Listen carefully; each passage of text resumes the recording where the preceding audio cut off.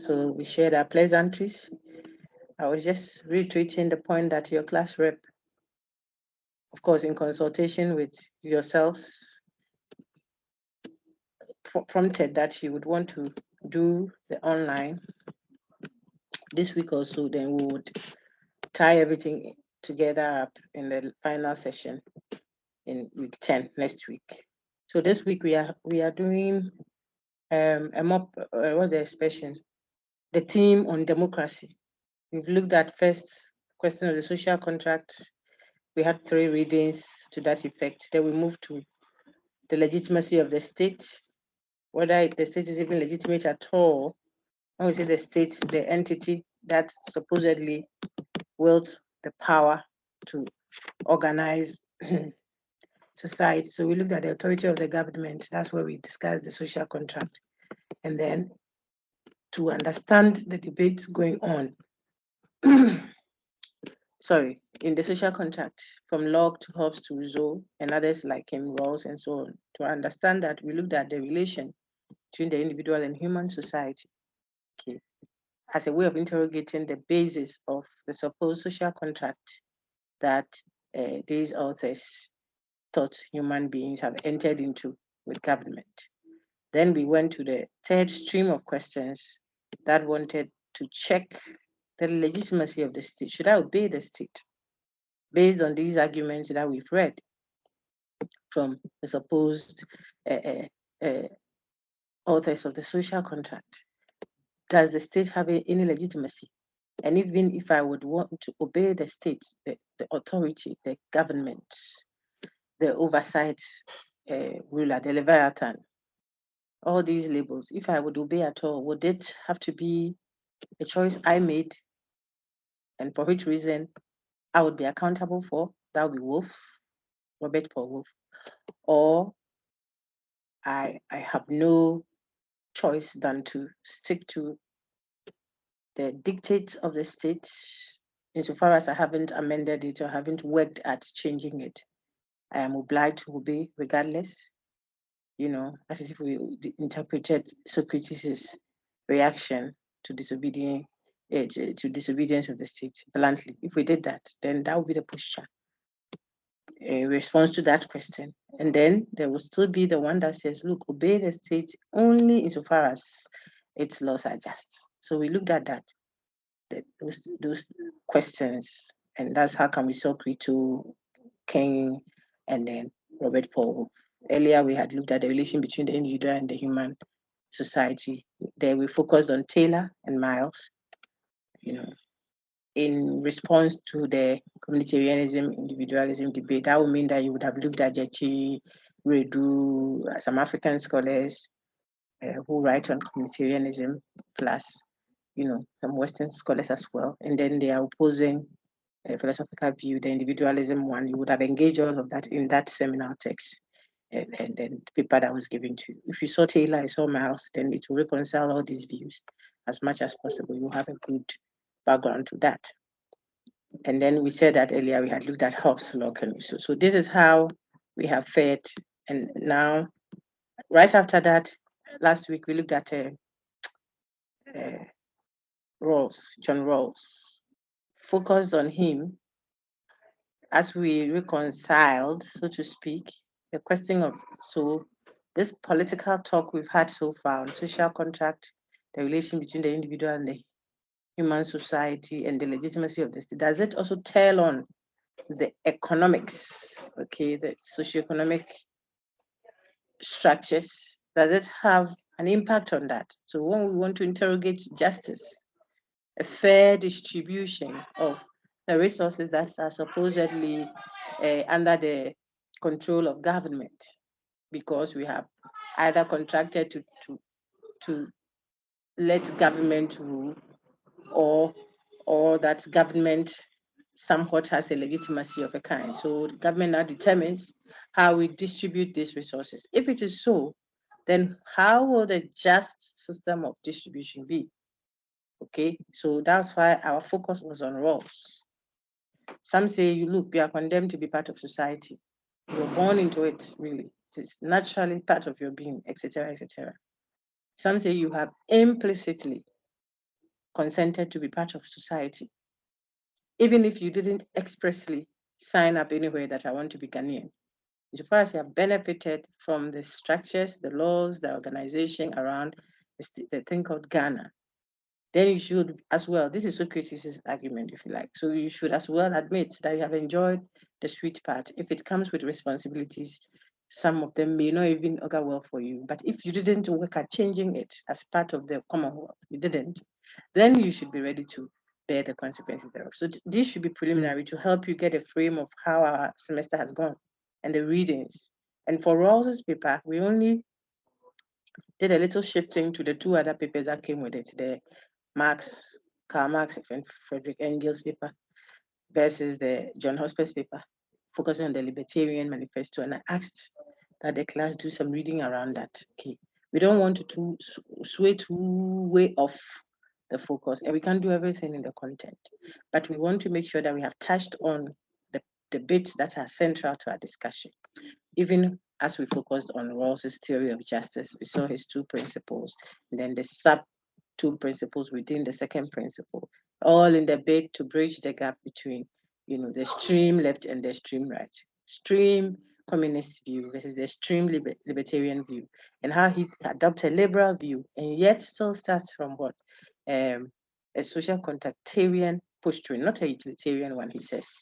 Okay, then we did our critique of him and stuff like that. So this is where we are.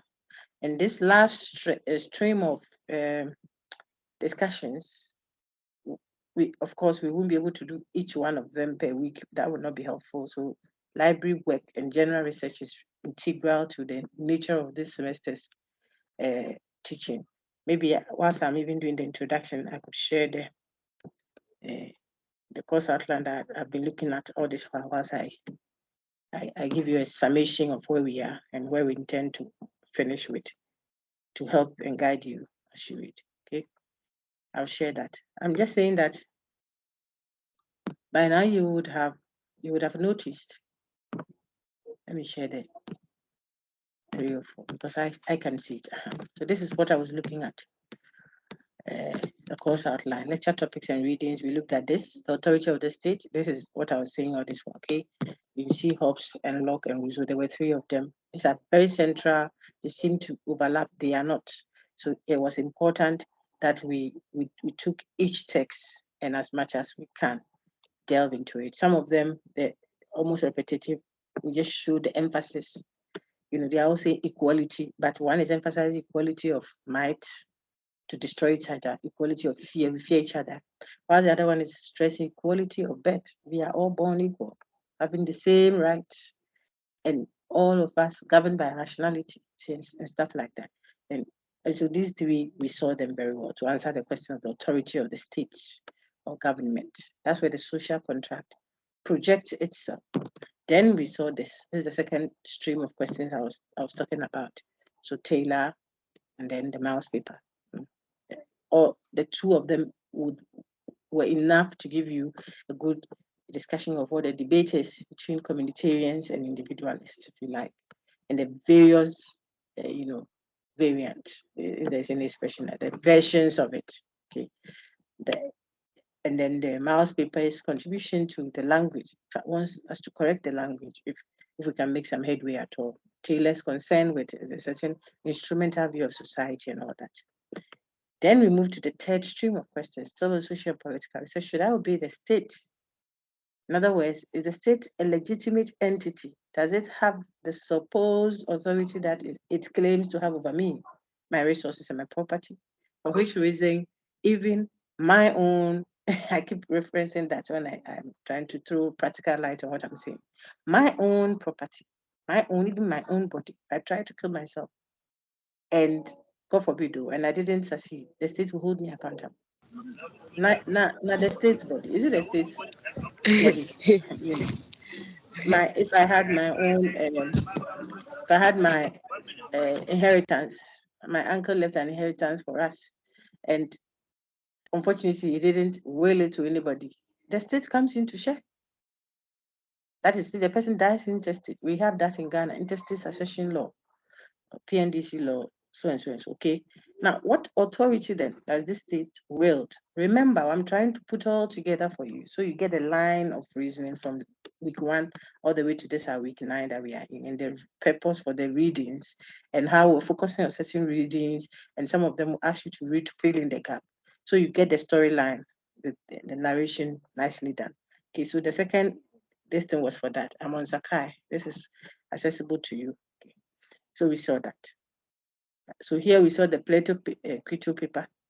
We saw the Martin Luther King Jr. one, and then the Wolf in Defense of Anarchism, who would insist that as an autonomous being, you would never, ever claim that it's a certain authority that dictated something to you. You don't give away your autonomy.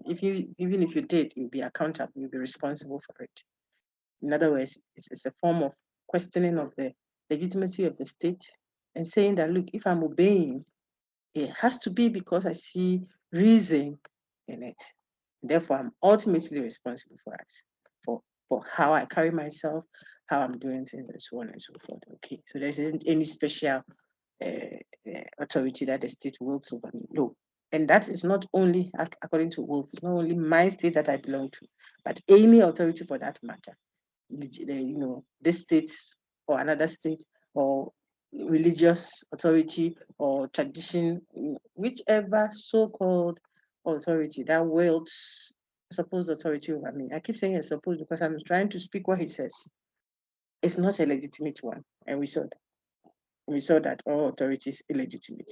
What was it trying to do? That discussion or those papers we read, the discussions around that were supposed to show or try to respond to the question whether the state is legitimate and therefore should, look at the language, should be obeyed at all. Should is a prescription. Question of ethics, legitimacy. Okay, then we move to this one. Whether now that we presume that society wields some authority of a kind by the social contract, even if we handed over that authority to them and therefore are still accountable, someone wields that, authority. Our question is, if he or she or it, the entity called government, state, is administering, distributing resources of the state, whether goods or burdens, what is the system for doing that? So now it's a socio-economic question of what? Justice. Why justice? Because someone is going to have to share things that are mine. I have worked hard for my salary. You have worked hard for your farm produce, but you cannot put a certain price on it that is outside of the range, things like that. So why? There has to be a just system. If now we have a headmaster of a kind, no matter how, liberal or strict the nature of headmastership is. If it's Hobbesian, we know that he's absolutely like a military man. And we just have to say, yes, sir, master. Okay, apologies, my military folks. But if it's Locke or the others, it's still contractarian, maybe a bit more relaxed. But it is still a headmaster kind of thing where I have worked hard, but I don't determine how much I'll be paid yet. I could negotiate.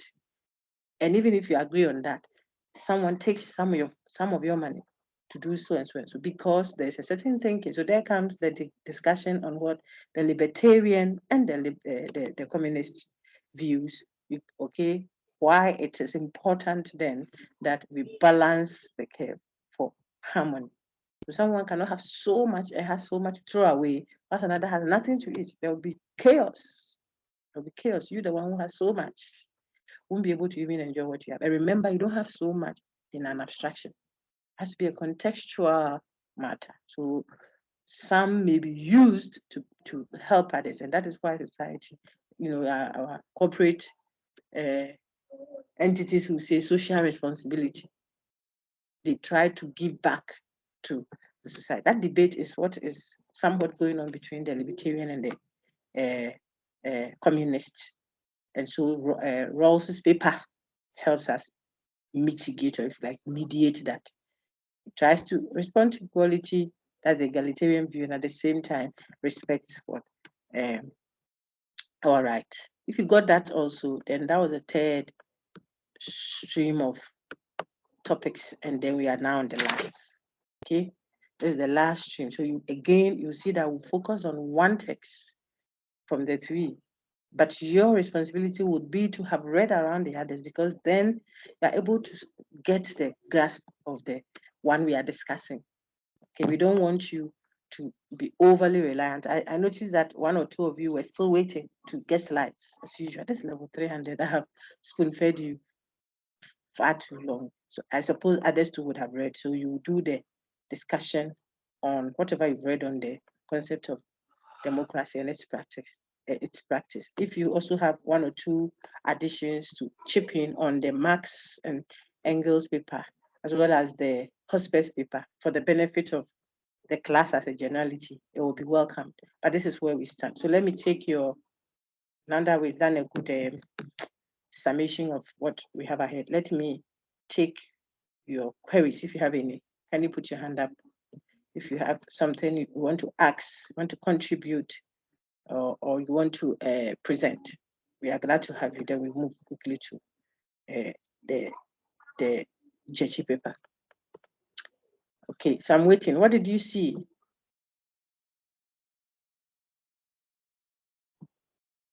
Anyone did some reading? Let me know what you read. The Libertarian papers or the Communist Manifesto, or you looked at one of the papers in Democracy, any one of them, because we want us to engage. The themes are there, so maybe someone or a group or some a part of the class focus more on the Gyekye paper, another focus more on the say paper, another focus more on this. So when we reach the class and we discuss, then people benefit more. So let me hear you. Any of them at all? Maybe you felt that, oh, I still needed to fill in some gaps with the Communist Manifesto and the Libertarian one. So I didn't have time to read this one. That is still fine. What did you read anyways? I want to hear from every one of you. Let's do it quickly, so that we can do so much for the last topic. Or if you have questions too, you can ask.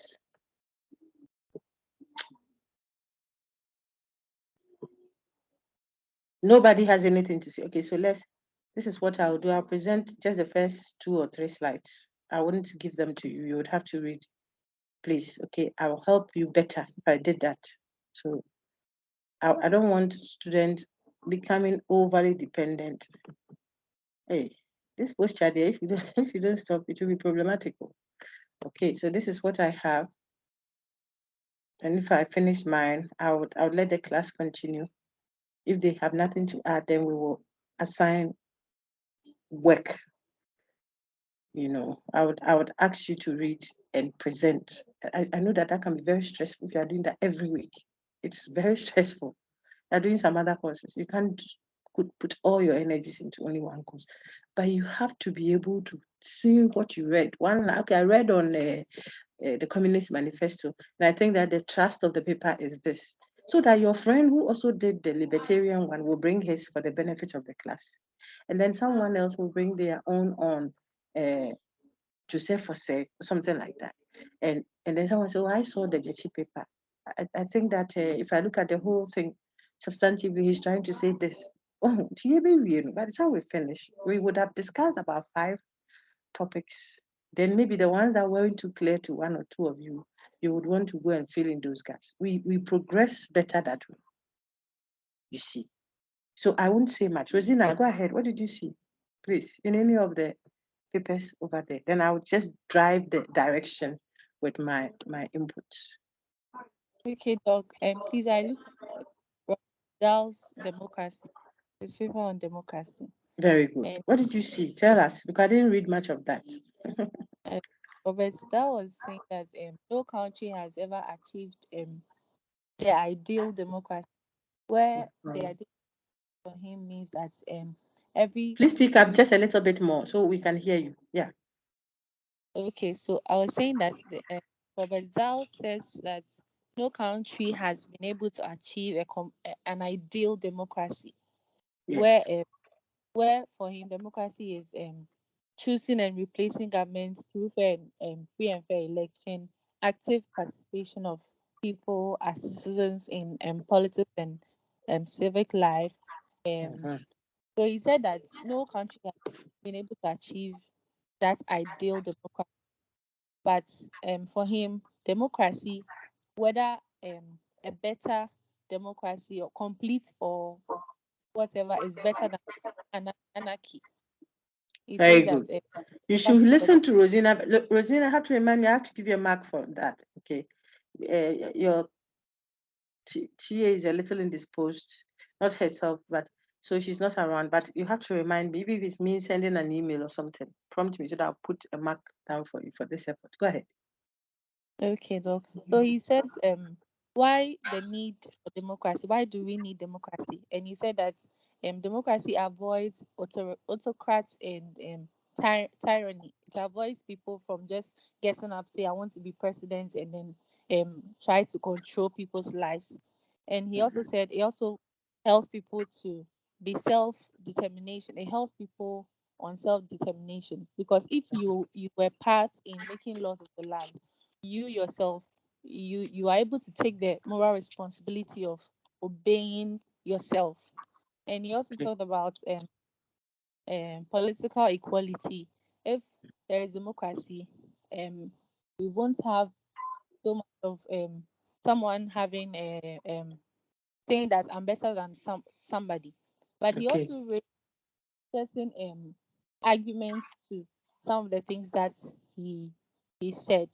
But he was just trying to say that countries that have democracy, they develop better than countries that have Take no note of this democracy. one also. So she admits that uh, Robert Dahl says, look, we may never be able to attain democracy proper because it's an ideal. I tell students, when you say you're looking for the ideal guy, then you wait for long because the ideal guy is perfect form. Ideally, this is not how things should be. That's why it is not an ideal situation. Because ideals, remember Plato's world of ideas. It's not physical. Okay, so the man is telling you that pursuing democracy is a good thing. We know that we may not be able, or we have not yet attained the perfect form. This is what Rosina said. I didn't say it. I'm elaborating because someone has read it and has been confident enough to present what she has read in her own way, right or wrong, for direction. So that elicits, a contribution from another person, another person. That's how academic discourse progresses, even at this level. Okay. So you are ready, you're preparing yourself to get to the fourth year, and then now you are able to do your longest essay or do a thesis. You see, but if you don't cultivate that habit, and it is always like someone has to come and tell you, then you are not able to think creatively and contribute to academia for yourself. But this is academia. Here in academic work, that is how you progress. Okay, so I'm helping you when I constantly almost like taunt you to produce. You bring it on, bring what you have from the frame I've given you. I've given some reference. You bring what you saw there. Then we guide it. So Rosina is the one telling us that Robert Dahl, or himself tells you that pursuing democracy, which he is going to make a defense of, and is going to elaborate and show how it can be done well and all that, he himself admits that it is an ideal. So we may not be able to attain it. Okay. But even if we are just working at getting at a democratic setting, system, structure, frame, if we are just working at it, it would always be better than an autocracy. This is so it is like it's an evil that we can accommodate. It might have all its evils, but it is better the devil than the angel that you don't know. So you go and do an autocracy. That one is not good. Now, if that is one of the things Rosina has said, then she has also shown the features that are integral, according to Robert Dahl, for what? An effective practicing democracy. That is working at becoming a perfect democracy. She mentioned them. You can always play back what she said if you didn't read or you couldn't read that one, but you read something else. Now she's bringing her own for us to share. Bring it each. So this hers, you also put yours on the table. Someone else will put theirs. We'll put them together. Maybe I bring the drinks and some music. We'll have a good party. But you, they have come with your 10 hands, but you want to eat everything. But that is not fair. Okay. You waste everybody's time. as well. All right. So Rosina said that. And then just when she's continuing, she has said another thing that is important that I asked you to take note. And Rosina, you want to take that up again, and then you continue from there if you haven't forgotten. I lost the trail of thought. So, I was saying that he he raised certain arguments to debunk what he said. Like some people will say that even with democracy that we have, other people still abuse some people, or even in the democracy, the majority abuses the minority. And he was saying that despite its challenges, democracy is better than autocracy, or is better than anarchy.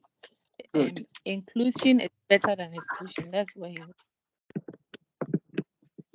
Good. Continue, please. If you still have any additions or someone else wants to add, if you also read the DAO paper and you have something you want to add to what Rosina said, reset us off nicely. Okay. Thank you. I want another input. Thank you, Rosina. Another input, please, on any of the papers you read, please.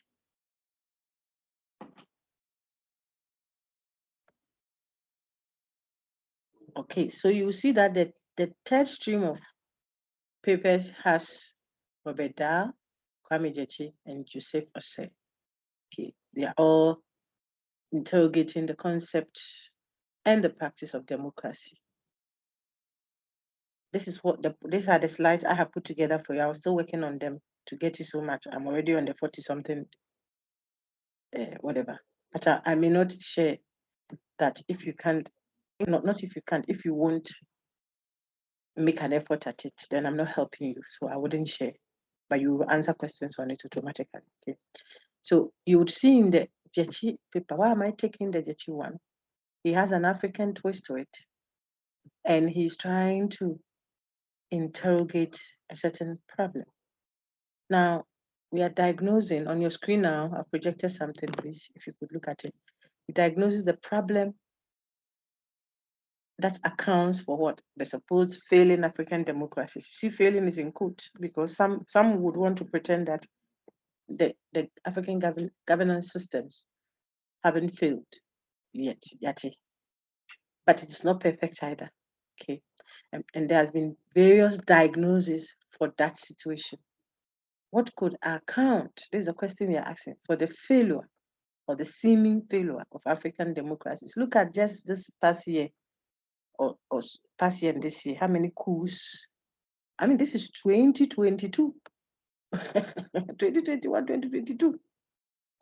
Coups are still rampant in Africa. You see, sometimes when you present these questions about, say, if you like, the colonial regime and its impact, certain fractured and sick systems that we are running now, people feel that, oh, we are being a cake. I mean, the world has moved on. I said this is 2022. Africa is still having coups. We saw the Mali one. I mean, let me just ask the class: have you heard of any coups recently? I've mentioned the Mali one, so it's not hidden again. Anyone else knows about coup d'etat? That is an interruption in governance recently. Congo. Yes. What's the other one? Anyone else wants to add? Burkina Faso. Can you imagine? This is up Ghana. It's not far away. In Africa. What is happening? The other one was what, Guinea, eh? Or which one? Was it Guinea? Mali, Guinea, and Burkina Faso. It was Mali, Guinea, and Burkina, and not Congo. Now, and some are not. Thank you, sir. Some are not perhaps experiencing a direct offender coup, as in, we have ousted military. The military has ousted a government or something like that. No, some haven't happened that way, but the temperature in the nations when it comes to governance. Look at the Sri Lanka one. It's not African, but I could refer to that. Is the man still in power, or he has left? Or he has been sacked? Run away that nobody or those, something like that. Governance is a serious matter. Now, Gyekye's paper or his book, this is from his book, the Tradition and Modernity book. It is accessible. The book is there in the Please, you are library. off. I'm off? I'm sorry, I'm off how? Can you explain that? My voice or the screen? Please, what is off? Doc, please, we lost you. Doc, please, we lost you. But can you hear me now? Okay, sorry then. I don't know what would have accounted for that, but if it does, then you prompt me. Okay, so I was just saying that Gyekye's Tradition and Modernity book, which is all over the place, has the section on the traditional. That's what I've projected. That's what I'm working with now, as I put on your slide, your course outline for you. Okay, the problem of what? A failing African democracy, how it has been diagnosed, what has been claimed to be the problem of Africa's failing democracy, what is causing the failure, if you like, in African. I'll have one of you read what I put on the screen whilst I explain. And then wherever I get to, I pause for you to continue. If you don't have much to say, then you go and read, and then you'll be accountable for answering questions that I'll set at the test and quizzes. It's extra work for me, but I will do that. It will be test and quizzes, and it will be timed, and it will be on all the four. I mean, we have 3 papers in the last stream. I would include the Communist Manifesto and the Libertarian one and time you, and you come and do it on site. I can do that. I don't like stressing you, but if it will help you get an A that you earned, I will do that. So let's see how it goes. All right. I want one of you to read what I have put together on the slide. Anyone read for me, please? Just raise your hand so I can know who is reading. Please, who is reading, sir? Julius. Elliot. Is it Julius? Julius. Go ahead, Yes, sir. please. Diagnosing the problem of failing African democracies. What could account for the failure of African democracies to rule in accordance with formally established procedures bequeathed to Africa people by their colonial rulers? This is Dito from Kwame Gyekye. So Kwame Gyekye's paper, which you should find, it's titled the Traditional Political Ideas, Values, and Practices. It is a chapter in his Tradition and Modernity. I think it is chapter, let me just find it. Yeah, it's chapter 4. He's trying to look at the status of the traditional political ideas, values, and practices that he thinks are reminiscent of what? Democratic practice.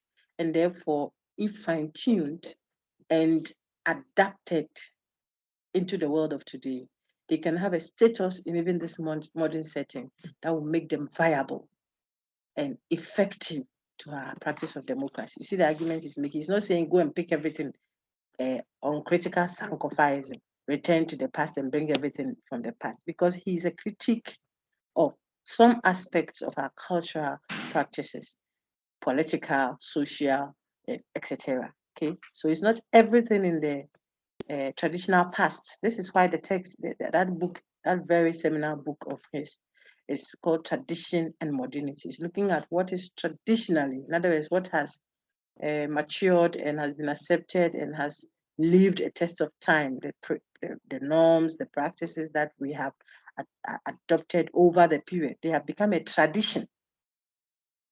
And so sometimes we don't interrogate it.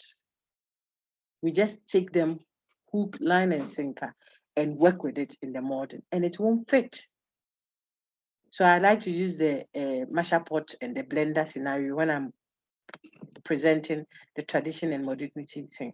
There are certain places the traditional way of doing things won't work. You would have to give way to the modern.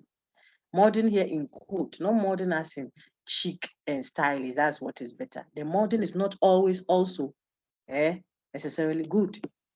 This is the substance of the Tradition and Modernity book.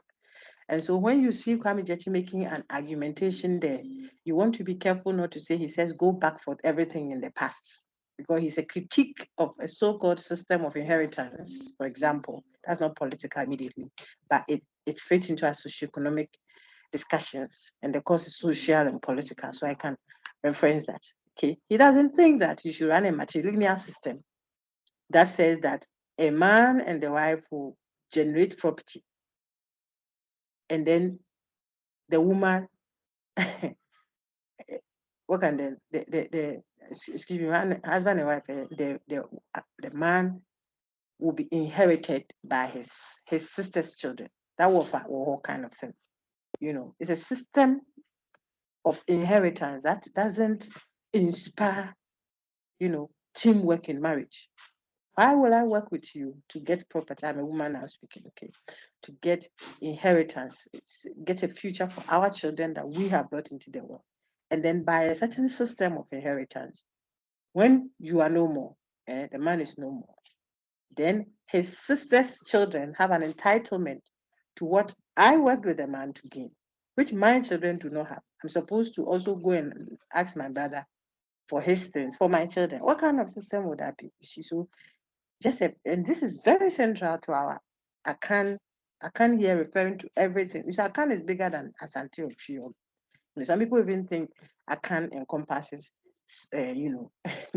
North and Ghana and everything. They think of it bigger than that. But at least within the one that we can reach, Chi, Fante, Equiapim, etc. Look at how wide that kind of system can be.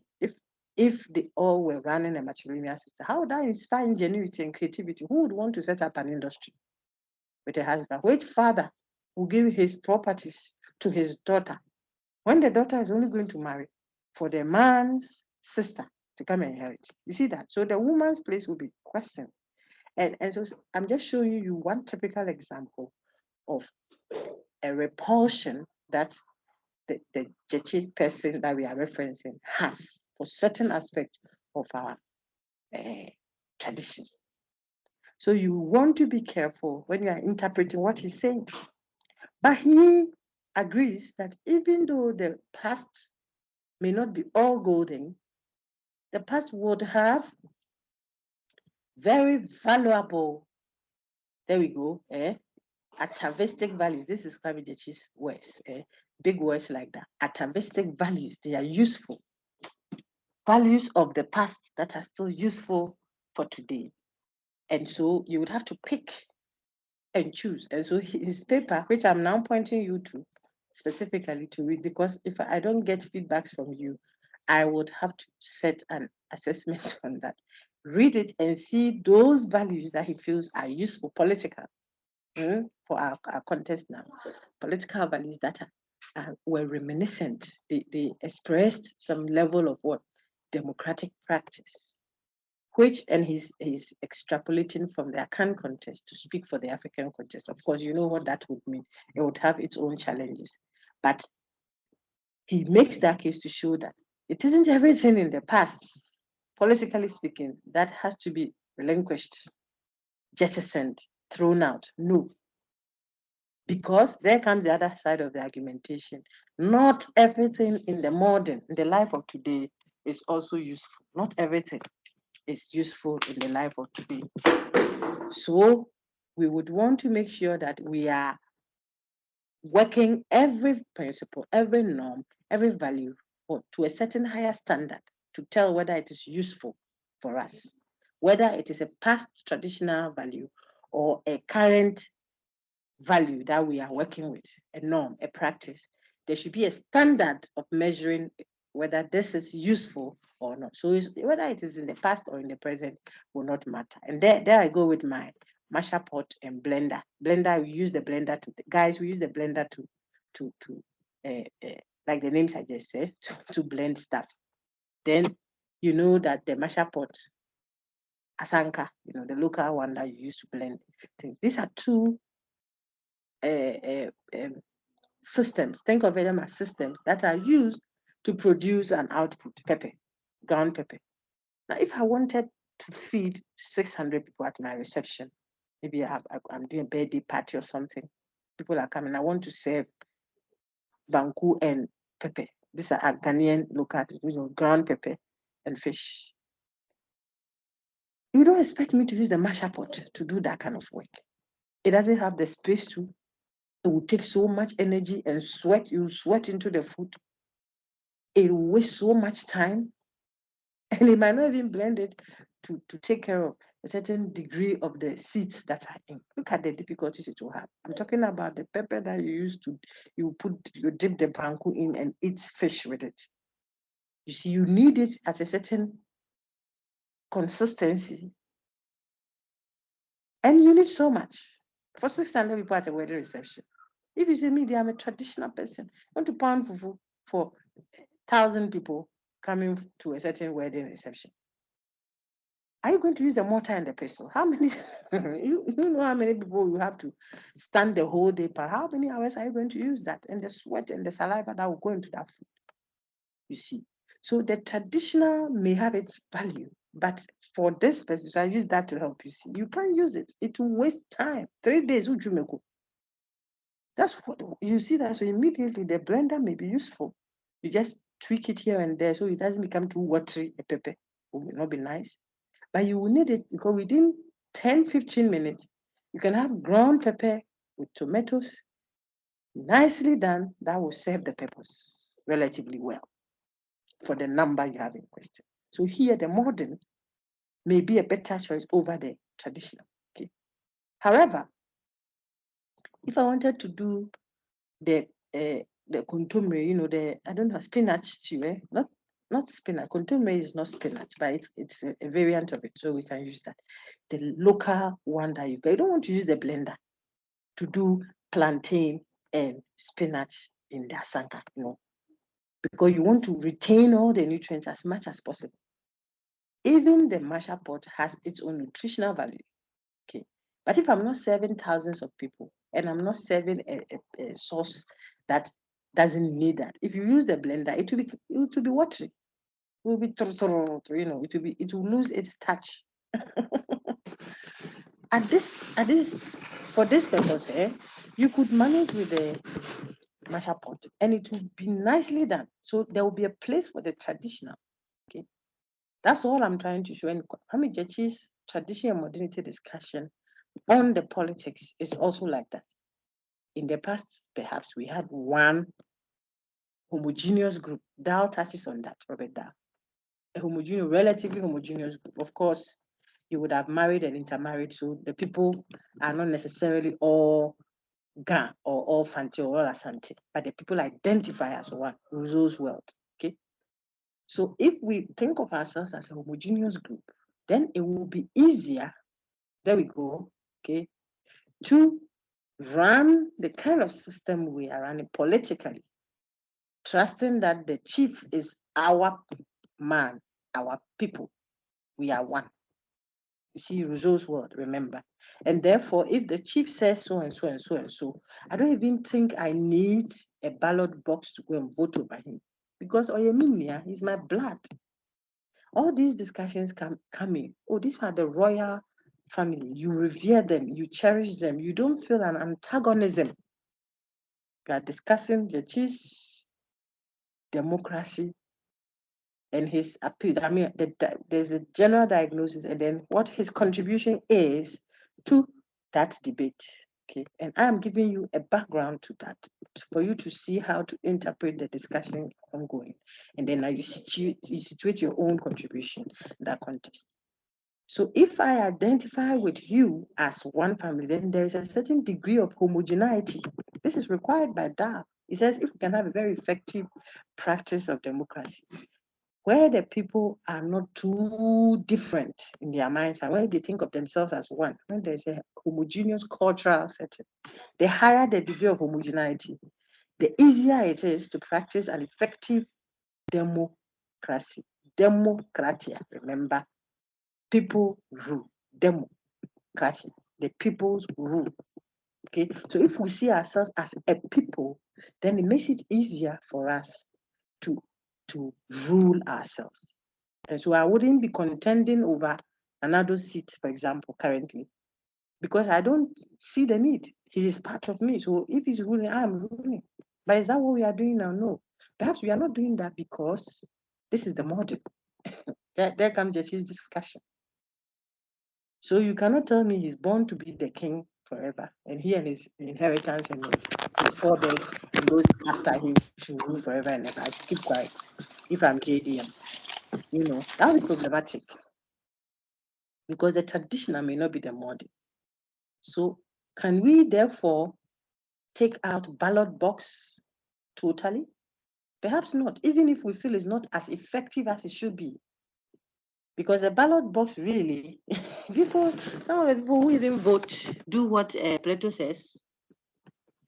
They just look at the pictures and think that, oh, this guy's face will fit the coat of arms if he's sitting by the desk. I'll vote for him. They don't even know what the voting is about. And then you decide that this so and so person, those so and so people should be in parliament or should be in DC or should be something, and make decisions for us and decide how resources will be distributed. Remember us. And tell us we should all sleep tomorrow because of our safety. Say at Bokum.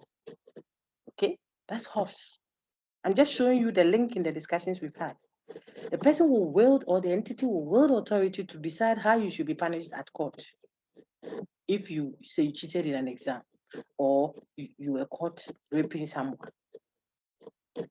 the power that is going to whoever is ruling is going to do all these things: make laws, execute them.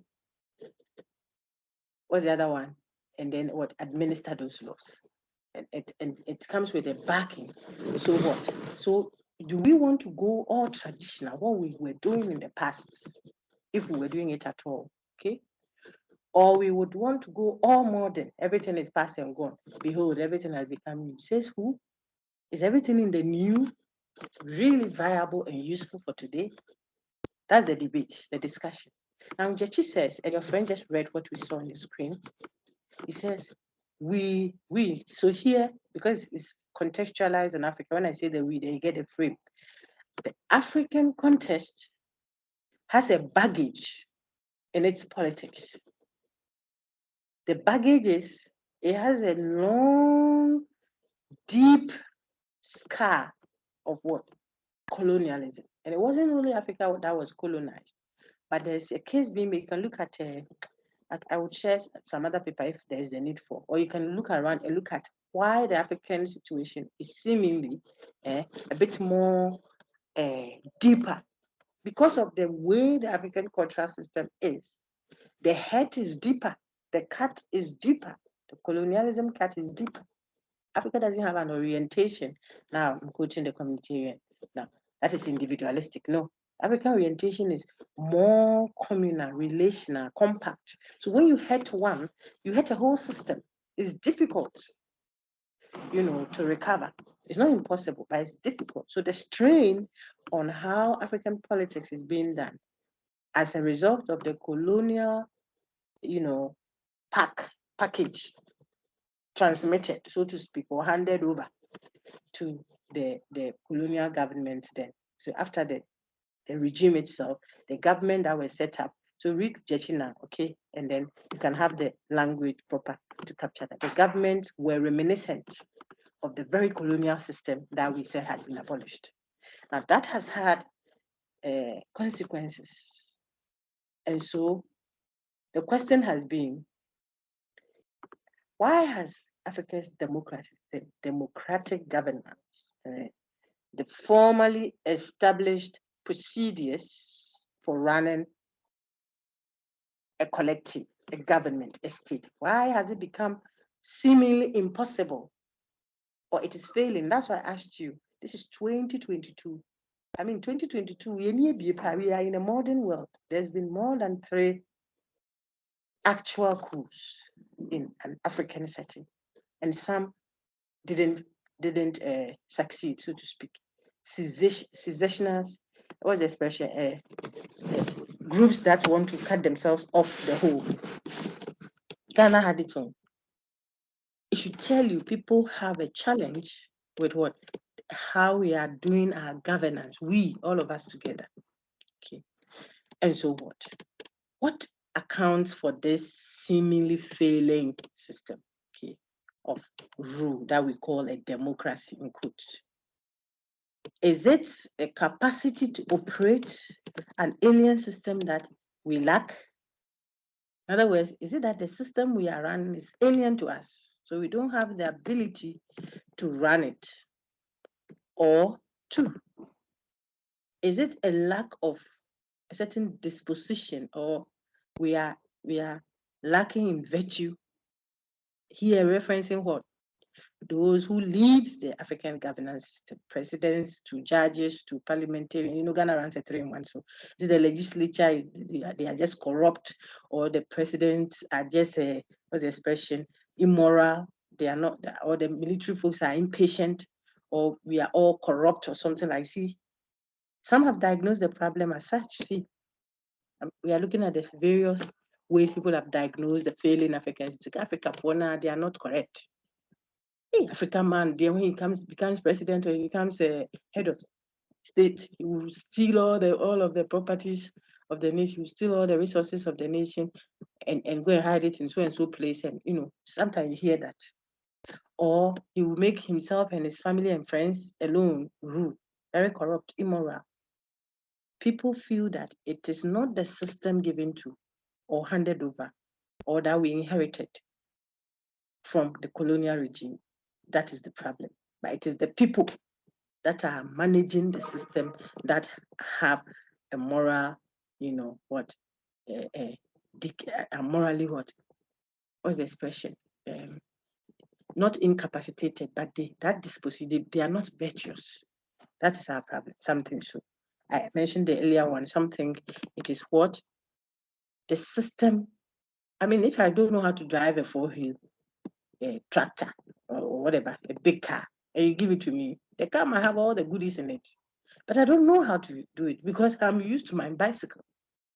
You see, if that is the problem, then you cannot blame the system. You may want to blame the people that have adopted a system that they can't run. You say that if you know you can't run that, then use your bike. It might take longer years, but you will get there. Down there, a nice 4-wheel drive.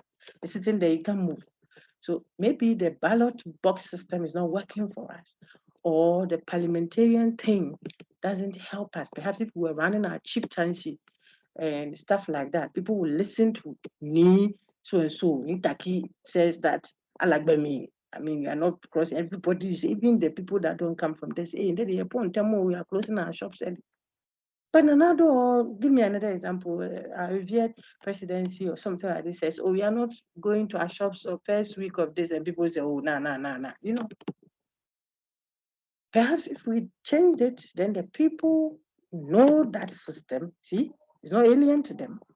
So they will own it, and then they will live by it, and not even consider the thought of, there comes the third one that people feel, could it be the reason? The third one is what? Military interventions. People feel that the system is okay. The people are not corrupt either, but it is just some greedy folks that will keep interrupting a working system. They are not able to allow the status quo to operate. These have been diagnosed. I'm taking all of this from the Gyekye paper. I just summarized it for you. It's the Gyekye chapter, okay? So you should also do your own homework. And that's why I'm saying that I don't want to give too much, because then people won't read. Every day they want someone to read and extract for them. That is not healthy. It's not academic. Not academic, let alone philosophy for that matter. You can't interrogate a text. You can't pull out the thesis. You can't do a critical summary. You are not doing philosophy. Okay. So I will help you set it off nicely like this, but you do the rest of the work yourself. So say read over from beginning to end, diagnosing the problem of the supposed failing African democracies. And we are reading Kwame Gyekye. This is not Kwame Gyekye's view. These are his gathering of those observations so far that he puts down to set off his paper and his contribution that he makes. Go ahead, sir. Diagnosing the problem of failing African democracies. What could account for the failure of African democracies to rule in accordance with formally established procedures bequeathed to the Africa people by their colonial rulers? Capacity to operate an alien system, lack of certain moral or dispositional virtues or attitudes, moderation, patience, incorruptibility, or military interruptions. Very good. So these are questions we are asking. Is there any of these three? Now, the proposed solution. Kwame Gyekye thinks like other people. He thinks that, look, all these three supposed labels that are accountable for. I say supposed, so watch how I'm speaking. That's how people have diagnosed the problem. He thinks that no. Perhaps it might not be any one of them. Is not ready to interrogate those. But in all of these critiques, whether people think it's the the military interventions that are too many, and I said in 2022 we are having many. Could it be that is making our democracies unsuccessful? People come to power and they don't want to get up because they fear that when they are off the seat, they might be in deep S. You see that the folks will drill them. I heard that in recent times. Cote d'Ivoire's ex-president also, I think, was it Gbagbo? I heard something in the news that I didn't follow to has been given an amnesty, by the current sitting. I mean, it's a reconciliatory posture, to help. People would not want to get off the seat. 21 years they're seated. They are not going. When they are going to, they want their son to take over, or their daughter, or someone close to them. Sometimes not because you see they are just greedy, but a certain understanding is that you wait until you get off that seat and all that immunity you have is taken off. You see how we treat you. So the person also said, then I'm not getting off. Okay, it could be that. And then at other time, people are just greedy. They won't get off for others to sit.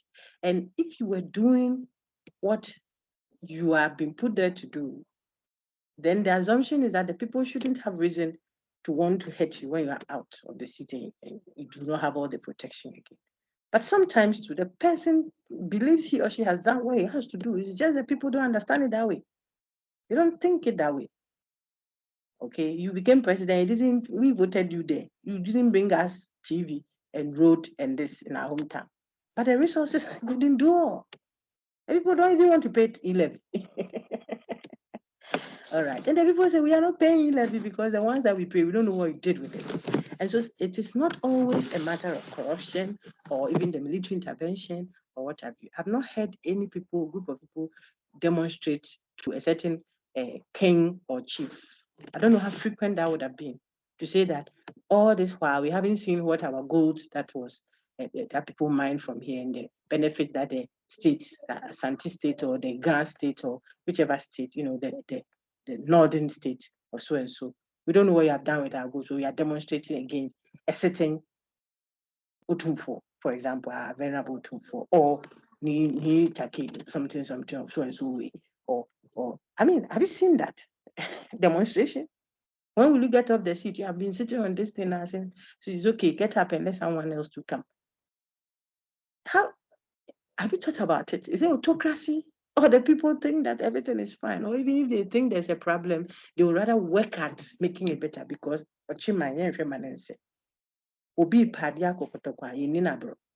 these are, I'm quoting sayings that people use.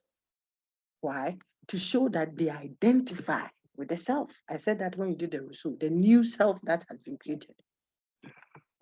Excuse me, what I said, the second adage or YC maxim, whatever it is, says that if someone wants to bring something good to Asante, like Kotoko is the symbolism for Asante. If someone wants to bring something good to the Asante land, you don't, obstruct his or her path. So if the people's thinking is that way, then they will work at it. They will not be interested in demonstration to get the chief off the seat. They will be interested in how Ochimai, how we watch and ensure that we do not destroy the Ochi state because the person sees himself or herself as an Ochi state. Look at Kwewu, when people are returning, going to the Kwewu mountains for them. Look at people travel from far, coming home because Kwewu, they are going for doing so and so and so. Charlie, Do you even do that for Independence Day? How much of that do we do? How many take flight from outside that I'm going to celebrate independence in Ghana and come back? So it is a very pertinent issue, very tricky. And the line is very thin. We cannot be ostriches about it. We have to confront it. And so Gyekye says, not all the issues may be a capacity to operate an alien system. No, not a capacity issue. Perhaps we even have the capacity to, but we don't like it. So it is a Juma. The work is the work for the Aban government job. You don't carry it on your shoulder. This pipe, the electricity isn't of Aban. Aban meaning government. Aban, the chief tells us in his text, Aban is means the word Aban is a what for a secured place, signifying what? The fort, the castles, that place was out of bounds. That same word is what we use to describe government now. Aban in Asante language, tree, yakan. So when you see policemen, say Aban, what's the point you are making? It is alienated from you, Uzo. There is an alienation. You don't see it as your thing. That's why the tap is flowing. The pipe line, how do I even say it? A certain truck passed on that pipe is broken and the water is flowing and everybody's driving past. Would you do that to your own tap? I don't know the example to give. If you saw that your rice cooker or something is at the wrong place, won't you pick it and put it at its place? But this one is for Aban. Aban is not us. It is the same thing that supposedly the posturing that was inherited or has been inherited since the colonial regime. It is theirs, not ours. And as soon as the posture is theirs versus ours, it won't run well. The people have to own the government. The people have to own the governance, even if it is the modern one, modern meaning the new one that has come to take over from the traditional one. They need to work at what? An ownership, the people having an attachment, an emotional connection, a sense of belonging to the new whole that has been created is what perhaps has been lacking. And this is also Kwame Gyekye's argument for meta-nationality, going beyond a specific ethnicity or language group or tribe. And that is not by morph. You don't have to say it. You have to work consciously at it. You are saying something that you are not doing will be problematic. Recently, we were told that certain section of the countries, very integral to the nation, were left out in the parliamentary whatever. They were not even included. It was obviously, we are told, an oversight. But what a big oversight that is. You see, so then how would there be a welded, I said welded, You have put the thing together, welding. So different parts, then you have welded it together.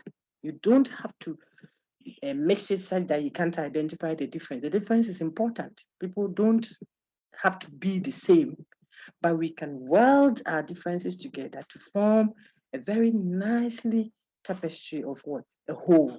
So you see red here, green here, black here, yellow here, but when you put them together, it's a beautiful collective whole. It's important. That then may inspire a confidence in the government system. And then that will also trail on onto what? The socioeconomic system. Will feel free to marry across so-called cultures or groupings, ethnicities. Not where I don't trust you and you don't, there's no trust. You may look at wholes and not one. Government as wholeness, not oneness. I think I could send you Amy's paper on that So this slide, this particular slide touched on what the supposed problems could be. And then Gyekye says, in all of these, people have pointed at how we used to do things. Oh, the good old days. That's the slide you currently see, the proposed solution, the good old days. And Gyekye will want to echo that, except that there's emphasis on what? A critical return. The return is a critical one. You return to the past, but not blindly going to carry wholesale everything in the past, politically speaking. Why can't that be done? At least, if not for any reason, for the fact that The past had a homogeneous society to a large extent. The current society we have, even for our very limited Ghana, we don't have a homogeneous society where we all believe that Asante Hene should be the chief for Ghana. No, we don't. These are different groupings. There is our venerable Ghana chief Nzema, look at Bono, Dagomba, you know. So it won't be straightforward like that if we want to go and adapt wholesale how things were done in the past. Whose chief should be the chief for all the others to follow? And on what grounds? What will be the basis for that? That can be problematic, you see. So we can't go for a wholesale adoption of the past. But what can we do? So, Big Boss, Julius, please read this slide. Also, I have 2 more left, and then I'll shut up and hear you. Go ahead, sir. Proposed solution: a critical return to past. Whatever. Our So I think it should be to tradition. the past. Yeah, I'll insert that. Just go ahead, sir. Are there not viable political structures in the traditional political past that can be forged in the fairness of the African's own tradition of political rule that can be considered as democratic? Yes, it's a The question. rule of the people. Do you know why we by- ask it as a question? We ask it as a question because some don't think there is anything in the cultural past. And Gyekye takes it from that current traditional system. He has to extrapolate, okay? Some think there isn't anything. Don't go and talk about the past. Hey, these people didn't allow women to have a place in this, and the system was so hierarchical, and this and that, and you see Simiu's reaction to the supposed democratic African past. He thinks, damn, no, there wasn't any such. And he was speaking from a Kenyan perspective. Read the Gyekye paper, you'll be enriched. It will give you so much substance on this. Some don't think there was anything in the past. I'm talking about the traditional past of Africa prior to the colonial regime. And then when the colonialists had to leave at will or under pressure, then they set up a system as if you are not going to be able to govern yourself well. If we don't do this for you, you will need structures that will help you. So some say it is that one that even gave us those options at running, a democratic system. Others say, no way. That is rather the infiltration that hasn't helped us till now. Because no one, even as we speak now, there I go, okay? Even as we speak now, the American system of democracy, it's not the same as the British one. The British still runs a monarchy in addition to whatever else they have. You see that? We know the Queen, God bless the Queen. If the Queen is no more, we pray she lives longer. Someone else will take over, and we know who is in line. Is that democracy or not? You see, so, but that is not done in America, and they are all superpowers. The point then is, even as we are now in the modern world now, people have their local coloration to how they rule themselves. Democracy is what? Self-rule. That is, I'm doing a paper. I don't know if I have to check if that has been published yet or not. Interrogating democracy. Democratia. Look at the word. If you say that is what you are practicing, then it is a self-rule. So if the people choose to rule themselves by a certain way, is it democratic or not? Okay, if the people choose. So the question then will be, did they choose or it was imposed on them? And well, who is going to determine whether they've chosen or not chosen? The people themselves or someone outside of the people? Who determines that? These are legitimate questions. Remember the social contract, the supposed contract. It cannot be imposed, not from within or without. So no one is a headmaster of another society, determining whether you have done it right or not. Who made you judge over us will be the question. Okay. The people make the rules for the people, by the people. Okay, that's how the gentleman that we keep quoting, Abraham Lincoln, defines for democracy: rule of the people, by the people, for the people. So the people constitute the rule. They are the leaders, and result. The people themselves are the leaders. They are leading who? Themselves, the people. So that who benefits? So that the people benefit. So a government of the people. The government must be the people. It must be constituted of the people. You can't let someone else rule. Remember, Wolf, as soon as that happens, you have made a person subservient.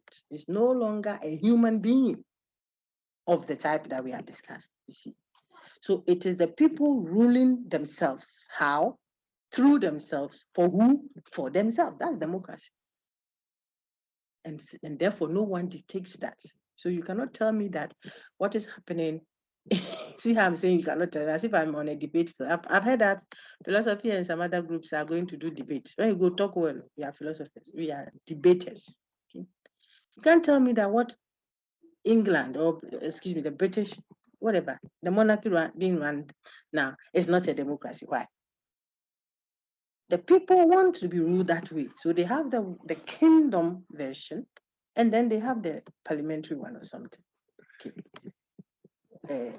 And so they are running that. America doesn't do that. Doesn't mean America is running a lesser democracy. No, it is their democracy, their rule of themselves.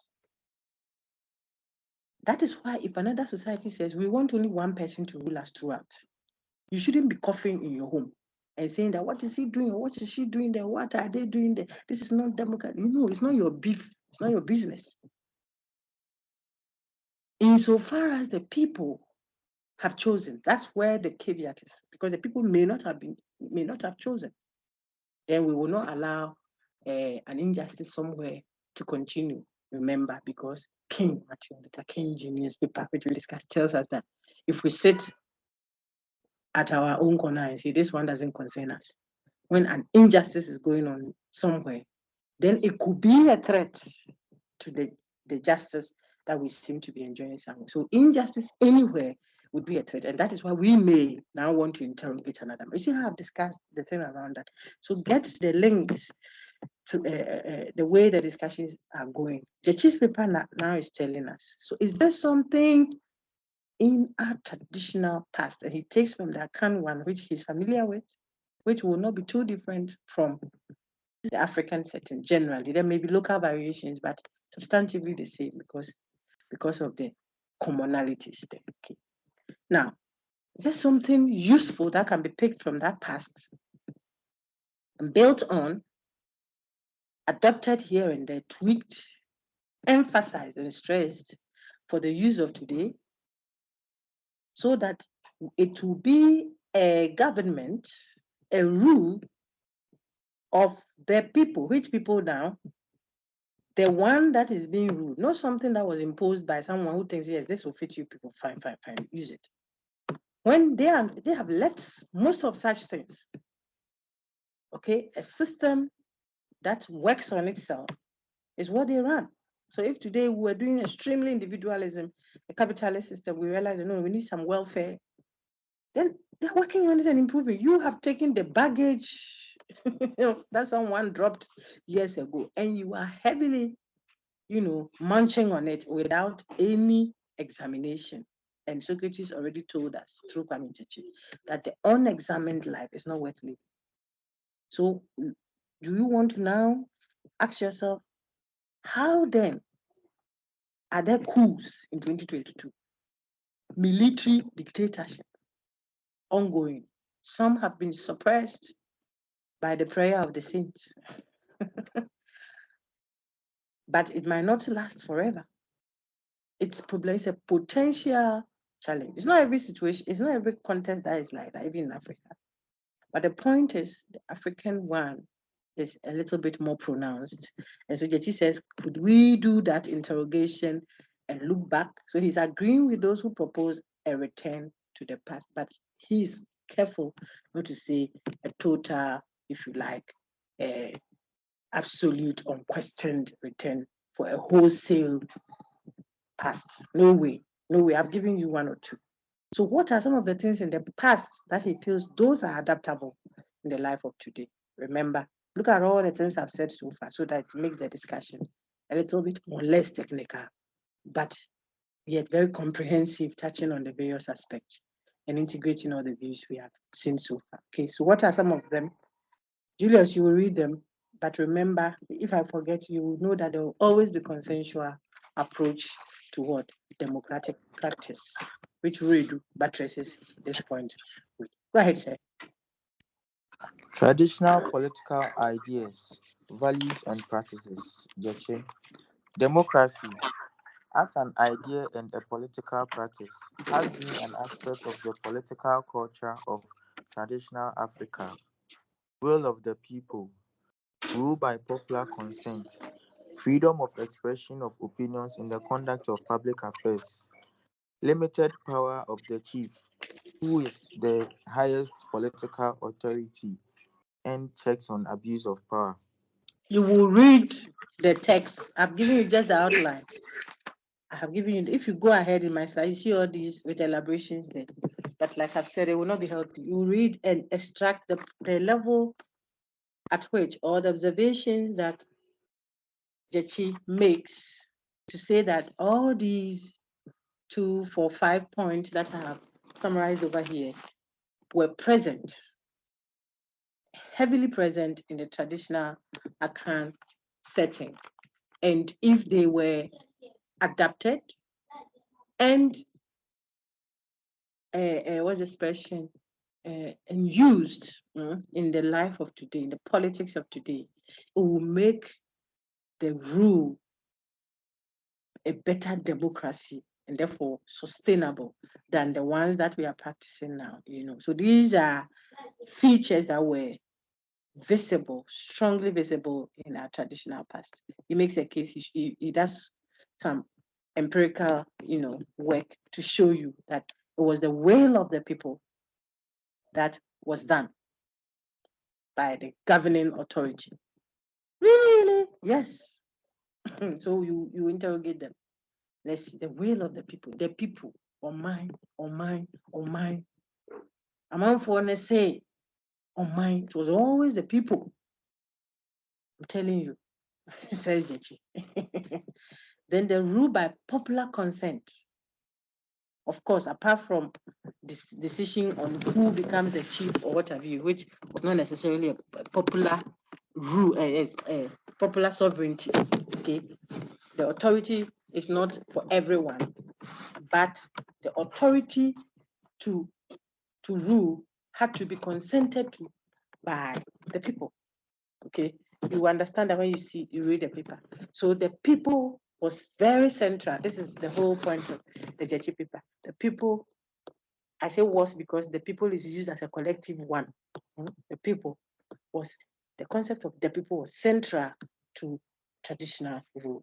Freedom of expression of opinions in the conduct of public affairs. Oh my, people feel that the traditional doesn't permit alternative opinions and viewpoints.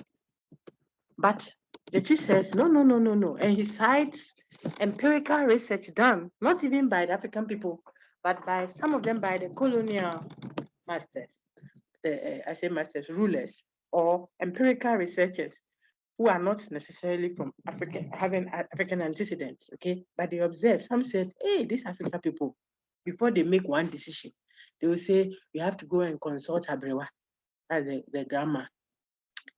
A simple decision will take a lot of talking. The elder will talk, everyone wants to talk. So there will be a talking until until everyone has had a say. Sorry. This is an observation being made by empirical observers. How can you say that people were not permitted to talk? There was a jabo. The word jabo symbolizes marketplace. Mikodwa, it's a sante or akan. Mukogwa, Fante will say mukogwa, mukozigwaba, So, the jabo meant what? A public space where everyone gathers so we can deliberate. A jabo, how different is that from parliament? It was central. Okay, so the freedom of expression, which currently, if you have read down, like Rosina helped us see, you see that it is key, or any rendition of democracy as a concept that you have read on in preparation for this class will tell you that the freedom to speak, of course, within the confines of the law, is integral to any system that wants to target itself as what a democracy. People must be allowed to speak. They have a point of view that must be brought to the fore. Okay, the will of the people. I said it is a democracy. You say democracy is better than autocracy. So if it is democracy, what is the etymology of the word? Democratia. Democratia. The people's rule. So why is it that it is not the people that are ruling? If the people say, we don't like this thing that you are bringing, you want to know how the people said it? The ballot box said it. But it's not everybody that does the ballot box. Well, some are referendum. Some, even if it is only a section of the group of people within the nation, within the group, within the department, whatever, that says, look, can you have a little look at this? They are still part of the people. Are you going to throw their view out? How will you create the body republic that Rizzo talks about? So we can have a general will and not the will of all. If it's the general will, the collectively held will, then it is important that you bring everybody on board. Don't say 50 plus one of us in parliament said this. Therefore, the 49 doesn't matter. Hey, how will you have a collective us so we can move? Because we are one whole now. So if my two legs want to move towards this direction and the rest of my body wants to move towards the opposing direction, how will we move? We are stuck in Anam forever. Look at Africa and our development and stuff like that. Okay, so Gyekye says, go back to the traditional past, at least from the Akan view. How was it they operated by the will of the people? The people say they don't like this chief because he has done so and so and so and so. And the chief will be off, says Gyekye. So look at how he accounts for that. The several instances he gives to show that. The rule by popular consent, freedom of expression of opinions, even the youth. Urezana, please, with a lot of respect, I say, I wanted to ask if so and so and so, says Gyekye. It was very typical of the traditional setting. There was limited power of the chief. That says Gyekye, but the chief is supposed to be the highest political authority. Limited meaning he had the power, but the power was within a certain control. How does he make a case for that? Even how he vows into office. He says, whenever you call me, I shall be there to this. And I pledge to be so and so and so. We don't know whether the pledging is actualized, but Gyekye makes a case for empirical evidence, some of them not from his research. Like I've said, okay, I can point out a few of them, perhaps to whet your appetite on the chief. Sitoli, for example, says the chief, I think you should go and do the reading yourself. I'll find one or two of them. Okay. So the second point, I want to give you democratic element in the traditional Akan political practice. When you go, the section 3 of that chapter is titled Democratic Element in the Traditional Akan Political Practice. And it gives you so many examples, so many of them. I can count about 12 or so already, even by my scanning. Monarchical power is limited and stuff like that is here. Coming from people that have observed them and documented what they saw. You want to ask anything, the chief, the people wanted to discuss with the chief at that time, the colonial lead. And you say, please, let me go and ask the people and come. I'll come and make a decision. Let me read this long quote from Rattray. The observation made by Rattray about the democratic character of the politics of the Ashanti, a subsection of the Akan people. He says, are worth noting, and it's a very long quote. So, quote, nominally autocratic. You see, if you were counting, you would think it's autocratic. The Ashanti constitution was in practice democratic to a degree. This is the man speaking. He's not a Ghanaian. Rattray, he's an empirical scientist, observing and collating data and making an anthropological search and writing his stuff down as far back as you can think of. He had stayed here for years. So he says, I have already on several occasions used this word, quote unquote, democratic. And it is time to explain what the term implies in this part of Africa. Okay? At least he says in this part of Africa, to make room for the possibility that other places didn't do that. Okay. We pride ourselves. He is speaking of his antecedent, the Western society. He says, we pride ourselves, I believe, on being a democratic people and flatter ourselves that our institutions are of a like nature, are also democratic. An Ashanti who was familiar alike with his own and our, he's a British, so an Ashanti that knows our setting, our democracy, so to speak, and theirs, would deny absolutely our right to apply this term either to ourselves or to our constitution. It means that Rattray is speaking and saying, if an Ashanti compared what we do in our British land and what they do, they will not call what we do in Britain as a democracy at all. It means they, the Ashanti people, and Ashanti here is just because that is the reference, okay? They think that what they have would be more a democracy than what we have there. Okay.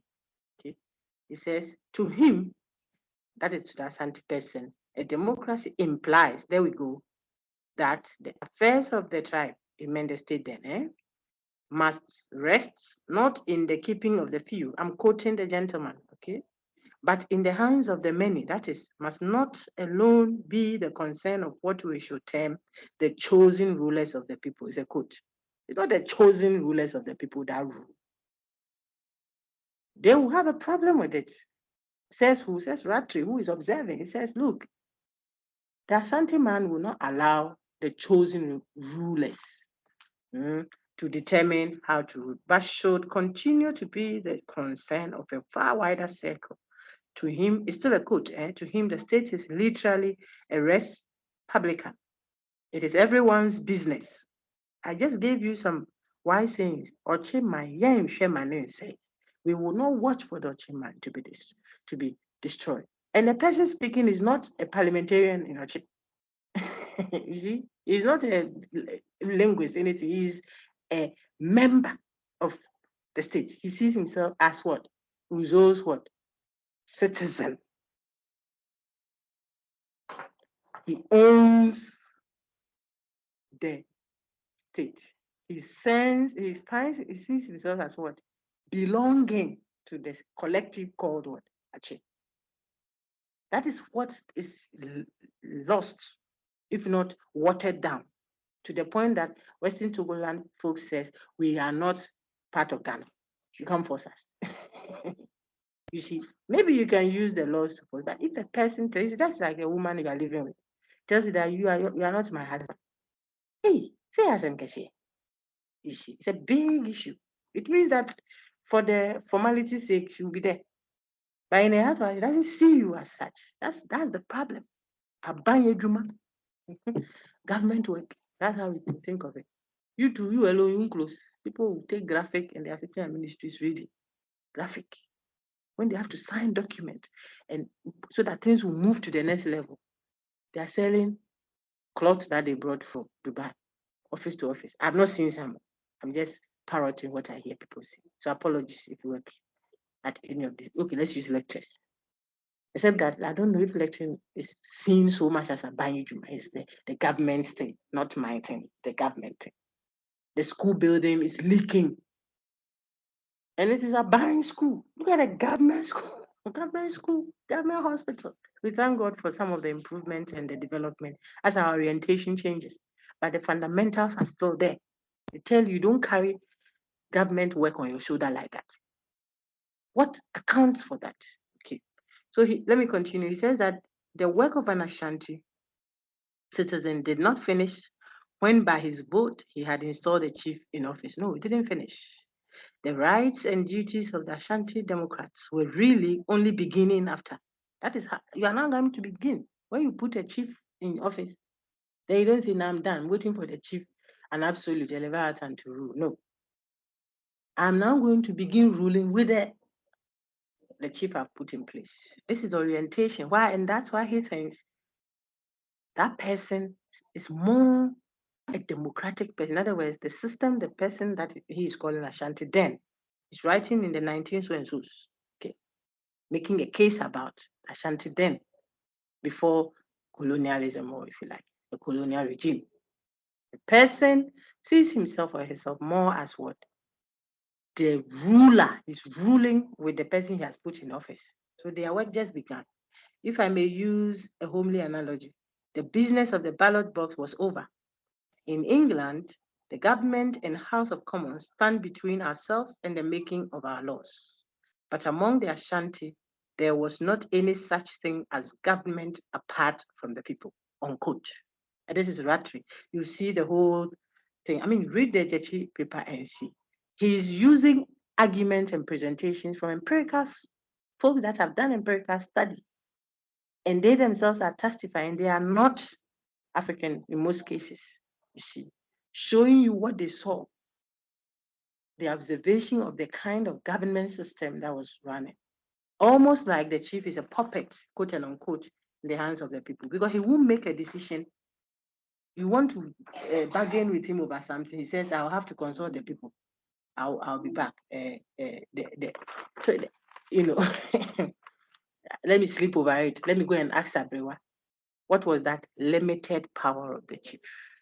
And then there was checks on abuse of power. And you can, if you have done some reading, you know that some chiefs were destooled.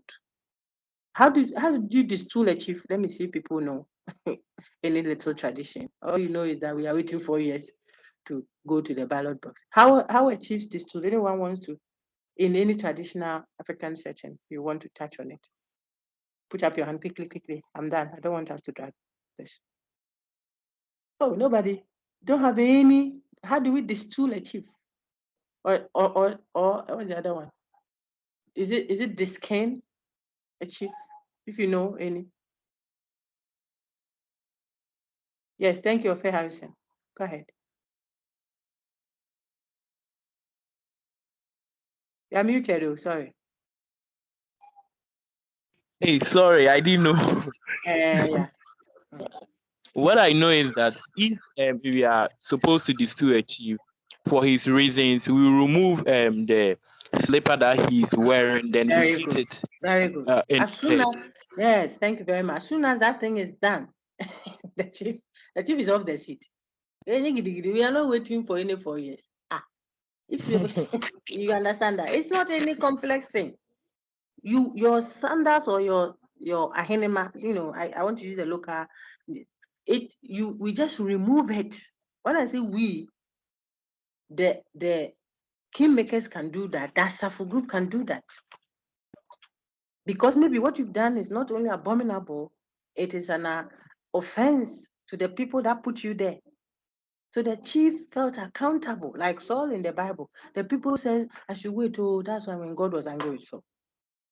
Because as for our Father in heaven, God doesn't do democracy. It's a theocratic government. It's not autocratic either. It's not arbitrary, but he's God. So when he says they do, he says, don't kill, you don't kill. Today when he says, when you go kill them, you kill them. Okay, so Uncle Saul of Old Testament was doing democracy. The people said I should do the sacrifice. We have waited. I was the people, Aaron and Moses. The people. So when Moses has gone up, Aaron is looking for earrings to do for the people. The people are powerful. That's the point I'm making. So if we say it's democracy we are running, then are you constructing a government system for some people and you call it a democracy? It will not work. That's the whole thrust of our discussion. The people must decide and make the system of rule themselves. For who? For themselves. For the benefit of who? For themselves. So government of the people, by the people, and for the people. I think in some parts in Nigeria, you'll be given a parrot egg or something. I'll look at it and say, they'll give it to you to eat it and die. You commit suicide.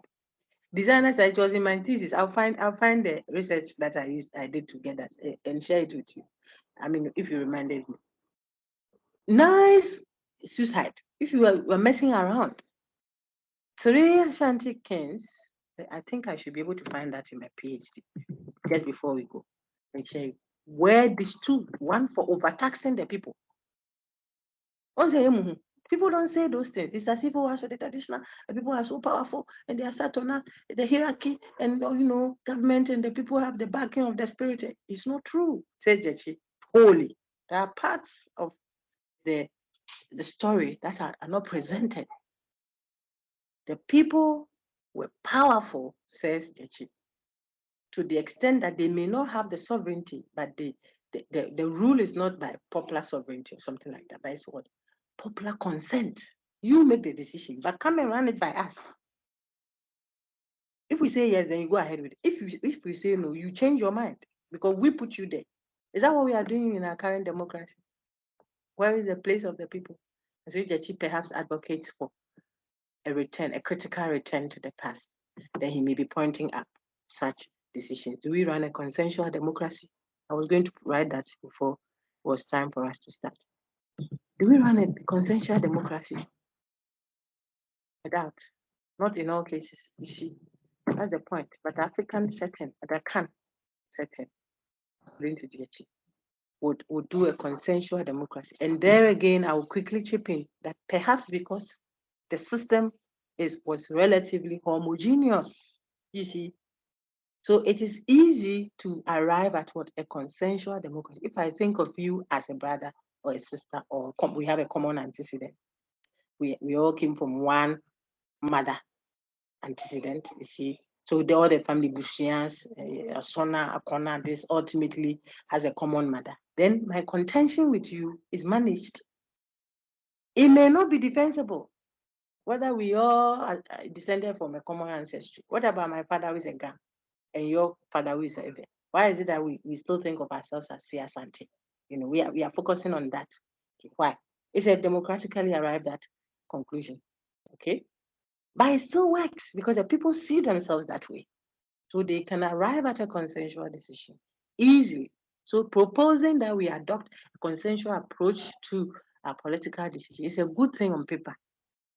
But like the Mashapot, Tasanka, and the blender scenario I gave you, some are difficult to implement, even in the modern, but they are not impossible if we can negotiate ways of creating new mates, if you like, quote unquote, that we can connect to and claim that we belong together, not just by word of mouth. The Asante of Ghana, for instance, distilled 3 kings in 1799, those who are interested in the history, 1874 and 1883. First, Osei Kwame Penyi, for among other reasons, absenting himself from Kumasi, the capital, and failing to perform his religious duties during the Adai festival. That was the reason why he was distilled. Second, Otumfuo Nana Kofi Kerikeri, for extravagance among other failings. He was too extravagant. The people had power. These are documented. Okay. And then third, there's a supposed Otumfuo Nana Mensa Bonsu, who was distilled for excessively taxing the Asante people. I saw all of this in Haiti, 1991, Boama, Biafra, 1993. Okay, so credits to them. Their research is what I adapted to work. Therefore, the power of the people to make decisions and to influence who is saying what on their behalf was very strong, even if representation was there and popular sovereignty wasn't the case. There was, says Gyekye, popular consent was integral. And so the people had the power to determine how they have been governed. So if you governed yourself and you determined, like Rosina said, if there was self-determination, how will it lead to coups? Could there be a problem with the system?